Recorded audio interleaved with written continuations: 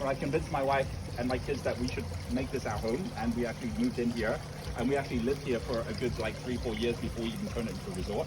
But during that time, and my kids were all growing up here and so on, we basically started like, you know, adding things to it, like the different ballets, like all the things you're going to hear about next week if you're staying, in terms of all the different colors and energies and so on. But as we were doing all of that, we said we're going to put down a cornerstone.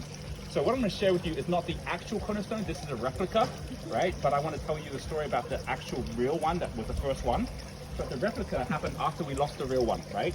And that's a story in itself. But the replica is this one here, right? And basically, like you'll see there's a lot of stuff hidden in this whole place, right? You could spend like a year here and still find things hidden, but everything's there for a reason. So this here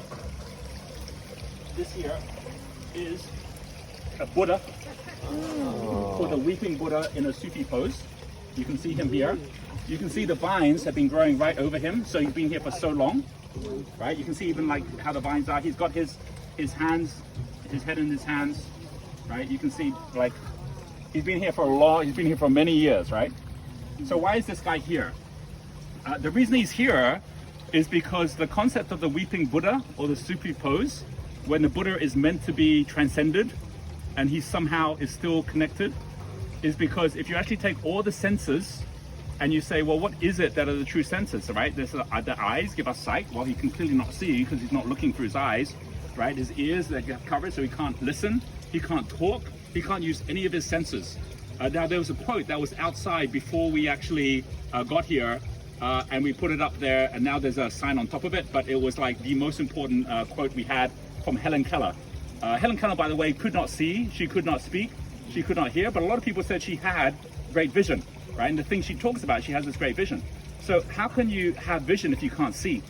So there's a really big part of this whole place here, which is full of beauty, and it's the concept that if you are not using your senses, but you're actually using your inside, you don't use sight, you use insight. So many of us have lost in our world today insight. We're so busy looking at what everyone else is doing, and we actually forget to find out the truth, which is what is true for us. And so if you actually look at the Temple of Delphi, which you'll find in the Matrix, you also find it like at the beginning of the Trials of Hercules, it starts on the top with a quote which says, know thyself. And so this is about knowing yourself before you can know anything else. And most people don't do that because we don't get taught that at school. But here you can see the Buddha that is just tuning into insight. He's got all this beauty around everywhere, and he's basically like saying, I'm gonna like just tune into what's on the inside. And from there, he then actually has all the beauty in the world because he realizes that he himself is the universe, right? That drop is the entire ocean. But that requires meditation, it requires introspection, right? And this is what you're here to do as well, right? It's actually to build wisdom, not to build knowledge. And so by actually tuning on the inside, that changes everything.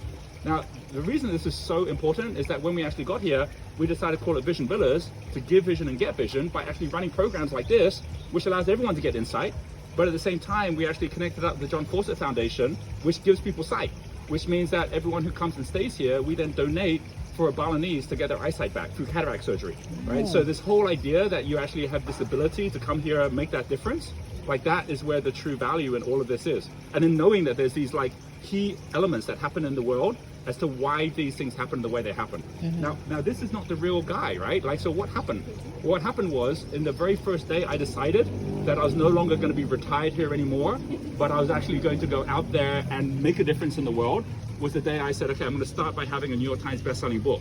And I decided if I was going to do that, I better start a YouTube channel. So in 2014, I basically started a YouTube channel, and the very first video, if you go all the way back to the first video on that, it was in 2014 before I took off to go to New York. And I said, I'm going to tell the story about my favorite Buddha, right? And I came here and I told the story on the video so you can see the original Buddha. And then I went off and I became a New York Times bestselling author. It all happened in America. I then flew back here. And the next time we had a retreat, which was a couple of months afterwards, I brought everyone here to show them the Buddha, and it was gone. And I was like, what? Like, this was the cornerstone of everything I believed in, and it's gone. How is this possible? And I got so upset. All of this was gone as well. All of this was just, it was just like, just a tree. So I went to the team, I said, guys, like, what happened? And they go, oh, we got some new gardeners in, they cleared all the vines away. So I went to the garden, I'm like, what happened to the Buddha? And they go, what, there's a Buddha? I think, yeah, this is the most important statue was here. It's what makes everything possible.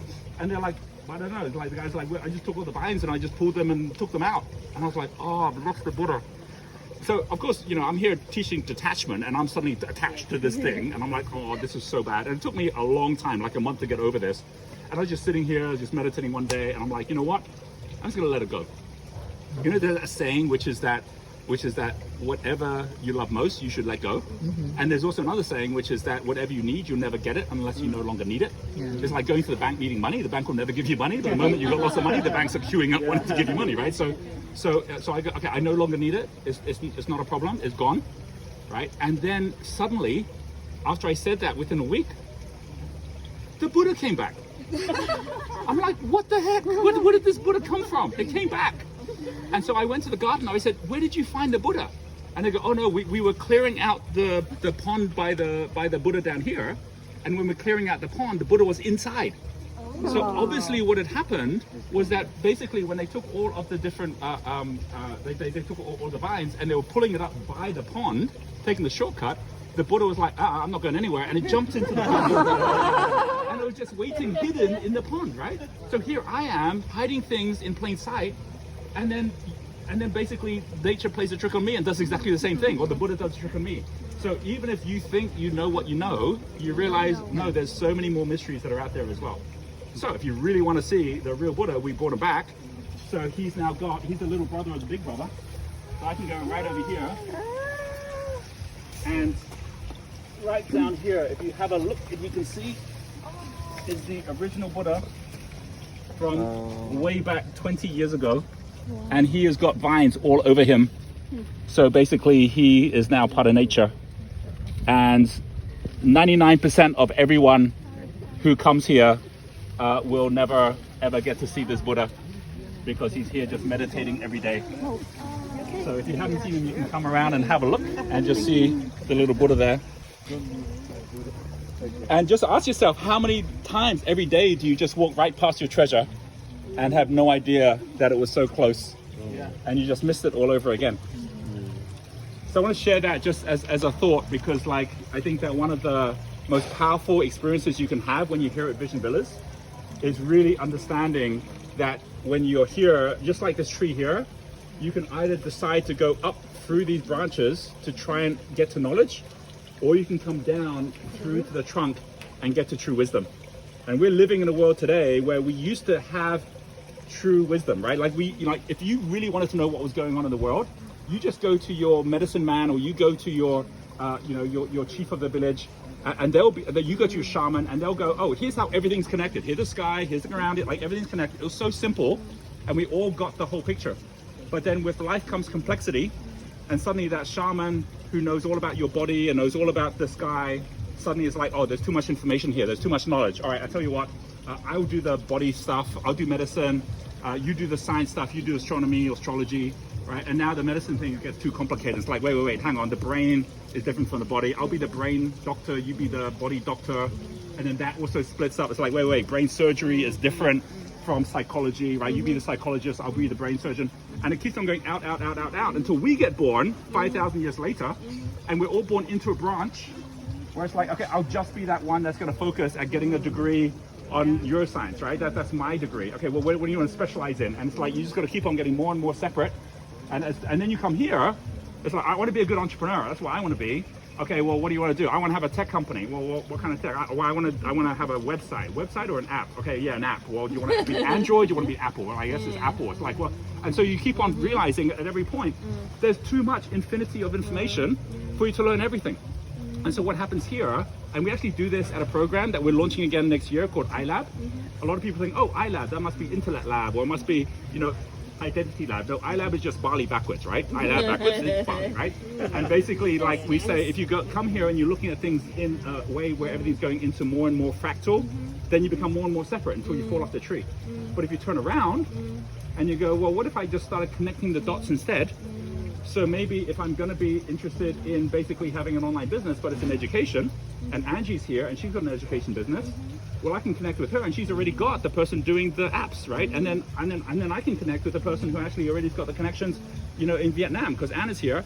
And then, well, he's got all those branches over there. And you suddenly realize that every person you meet isn't making you more separate, it's making you more connected. And as you go further and further down, you suddenly realize that everything's connected. And that basically is not knowledge, it's wisdom. Wisdom is the opposite of knowledge. right? Wisdom is the absence of knowledge or the integration of knowledge, and most of us, we're going through life trying to get more knowledge. So don't be here for the next couple of days trying to get knowledge. Be here trying to get connections. And the way you do that is don't look for the dots, look for the connections between the dots, right? Because every one of us here is a dot, because every one of us here is a raindrop. But if we actually connect together, we create the entire river. So I wanted to share that, and do know that if you were to wander around this place over the next couple of days, you will find all sorts of hidden treasures. And if at any point you want to know the story of any of them, just come find me and I'll tell you all about it. All right, thanks very much, guys.